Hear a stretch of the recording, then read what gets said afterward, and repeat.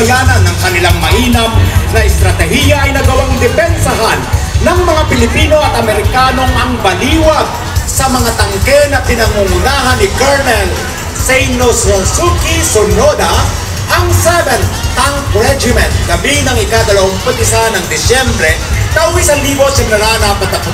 Umalis na ang 2 platoon ng Company C 92nd Tank Battalion sa Baliwag. Yan po ang kabuuan ng maging kasaysayan ng labanan ng mga tangke sa lungsod ng Baliwag. Yes, Tay! At ngayon naman saksihan natin ang pagpasok ng mga pamana ng Paumbo. Tayo magbalik ka na sa karosa. Narito din ang mga dahon ng sasa na sumisimbolo ng pagkakaisa at pagbubuklod ng mamamayan. Isa sa mga pamana ng bayan ng Paumbo ngayong kauna-unahang resort ang Ciudad Clementino na nagsilbing kanlungan ng mga obra maestra ng mga artista sa loob at labas ng bayan.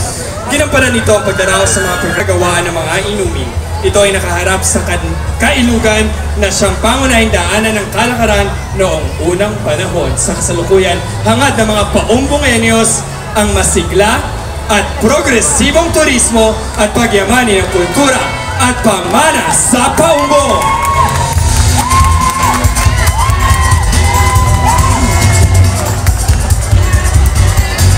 Kasama rin po, of course, ang kanilang Municipal Tourism Officer, Binibining Mercy Grace Ventura. Muli, ang Hari at Reyna ng Paumbo, Ginoong Ramil Miguel D. Agmata at Binibining Bianca May B. Bautista. Mga kalalawigan, halina! Magpanibagong lakas, salubungin po natin ang karosa ng Pandi!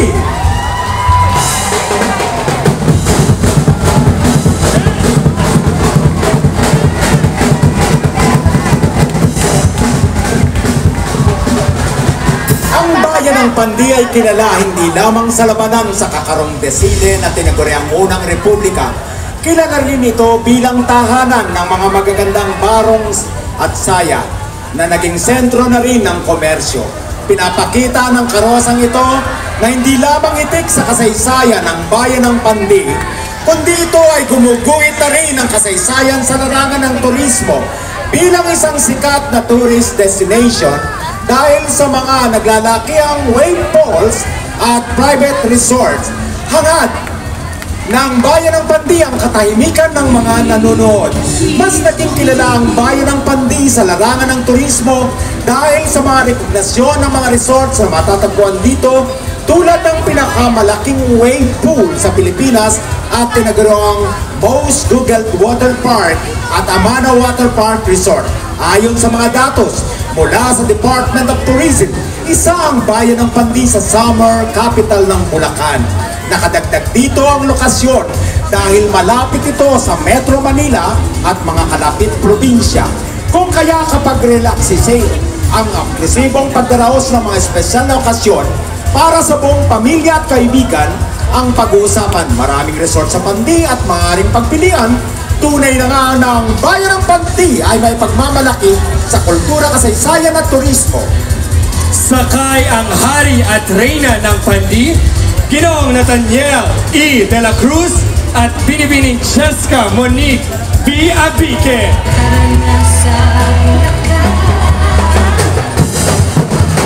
Grabe! Swimming party, oh! Hey, hey, hey, hey, hey, hey, hey, hey, hey! Sarap mag-swimming!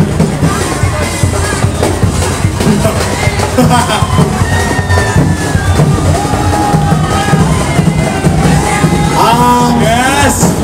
Manahimik ka! Ang karosa po ng Pandi ay sasalubungin ang LGBTQ sa pangunguna ni Consul Peter Dionisio. May special mention ako, parang nakita ko yung mama karosa ng Pandi. Hi, Mother Bing Cristobal! Magandang gabi po! Love you, Mama Bing. Ayan. Nakita kita eh. Talagang nakita kita, sabi ko. Depende. Ang ganda-ganda ng Pandi, ano? Love Pandi. Yes! Of course, tayo ang huli nating kalahok sa parada ng karosa mula sa Centro Escolar University. the leading institution for higher education in the province of Bulacan and Central Luzon.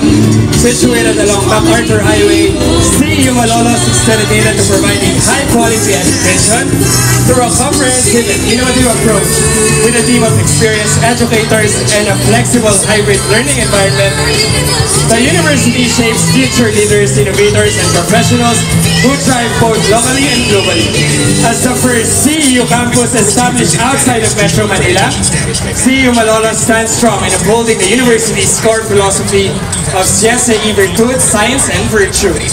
This principle is reflected in the campus iconic Twin Towers and the symbolic book which highlights CEU's steadfast commitment to academic excellence. Complementing this is the quill, which represents the continuous acquisition of knowledge and wisdom by students throughout their academic journey. Together, these symbols capture the intellectual and ethical growth fostered at CEU.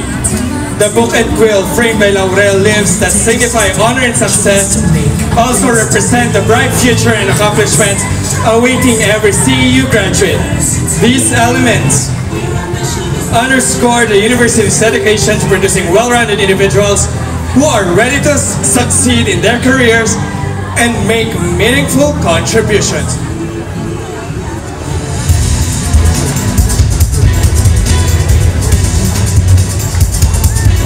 Mga minamahal kong kalalawigan, ito po ang naging kabuuan ng ating maringal, makulay, matingkad na parada para sa taunang pagbubukas ng ating Singkaban Singkaban Festival. Fiesta.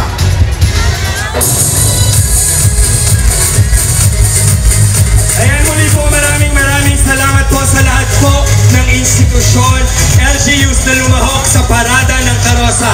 At sa punto pong ito, bago po magtapos sa ating gabi, atin po ang karangalan na i-anunsyo ang mga nagsipagwagi para po sa ating Bulacan's first